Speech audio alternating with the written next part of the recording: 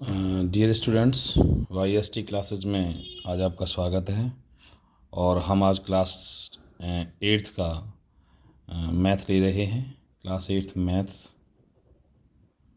Maths और Oxford publication है और इसके राइटर हैं जॉस पोल। और चैप्टर का नाम है, चैप्टर नंबर 11 है इसमें, direct and inverse variation.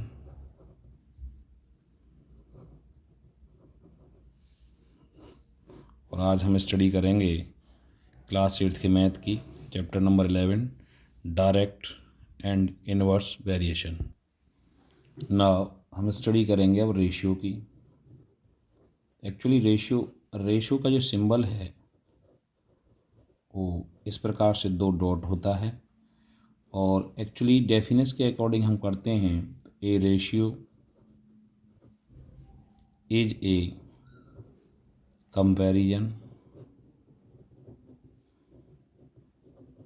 Comparison of to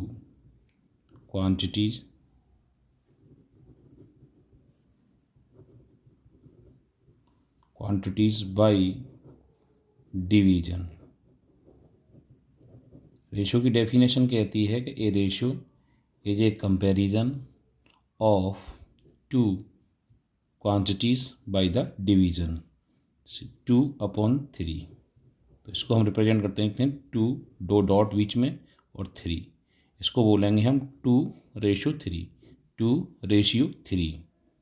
suppose एक नेक्स्ट नंबर और लेते हैं, एक नेक्स्ट एग्जाम्पल ऐसे ही हम ले सकते हैं 4:6।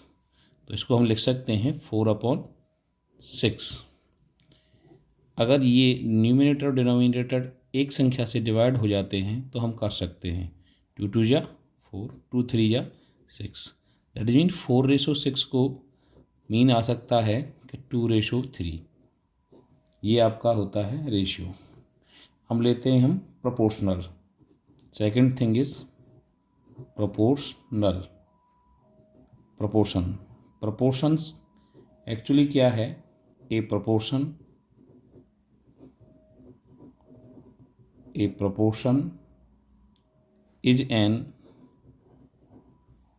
is an expression in an expressions which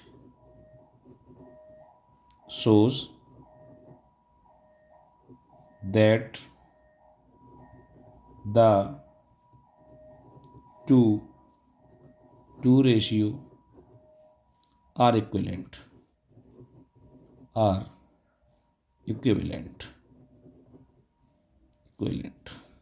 The proportion is an expressions which have shows that the two ratios are equivalent.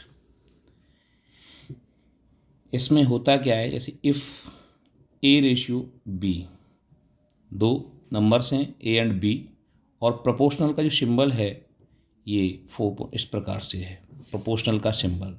तो A ratio B is proportional C ratio D. That is mean A ratio को हम जानते हैं upon में लिख देते हैं A/B, और प्रोपोर्शनल को हम इक्वल टू लिख देते हैं C/D। और यही डेफिनेशन में कहा गया है कि proportion is an expression which shows that the two ratios, दो रेशियो 1:B फर्स्ट रेशियो हो गया, C/D सेकंड रेशियो हो गया, आर इक्विवेलेंट। तो हम इक्विवेलेंट करेंगे तो इक्वल टू कर लेंगे A/B इक्वल टू C/D। एक एग्जाम्पल्स हम लेते हैं। एग्जाम्पल पे हम ले लेते हैं, एग्जाम्पल हमारा है कि 4:5 प्रोपोर्शनल 60:x। हम x की वैल्यू अब फाइंड आउट करेंगे। तो कैसे करेंगे? ये 4/5 और ये प्रोपोर्शनल को हम इक्वल टू ले लेते हैं 60/x, और आफ्टर दैट हम इसमें क्रॉस मल्टीप्लाई कर देंगे 4 × x इस प्रकार से, क्रॉस मल्टीप्लाई हो जाएगा हमारा 4 multiply X is equal to 5 into 60।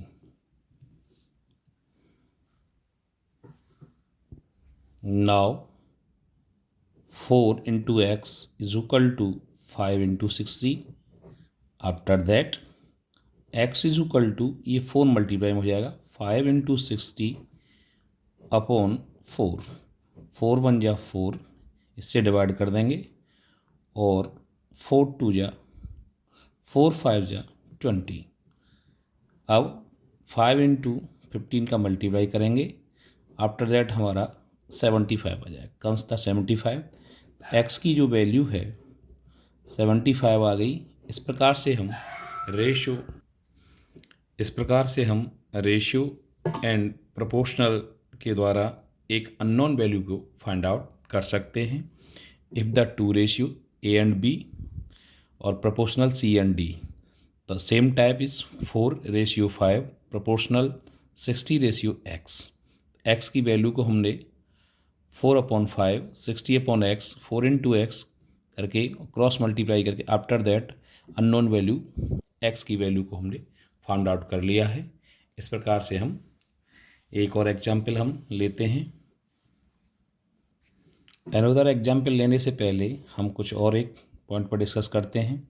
जैसे the first ratio is A:B, जैसा कि हमने ऊपर लिया है यहाँ पर प्रोपोर्शनल C:D। तो इसको, इस ए की वैल्यू को हम बोलते हैं the first term. The first term कहेंगे इसमें A, first term is A and B is second term और C is the third term और डी को हम फोर्थ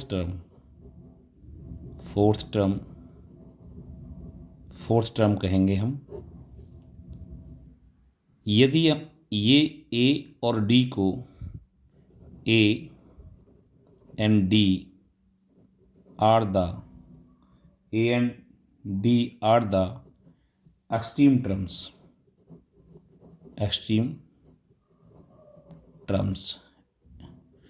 एंड बी और सी जो मिड में है, तो B and C are the middle term.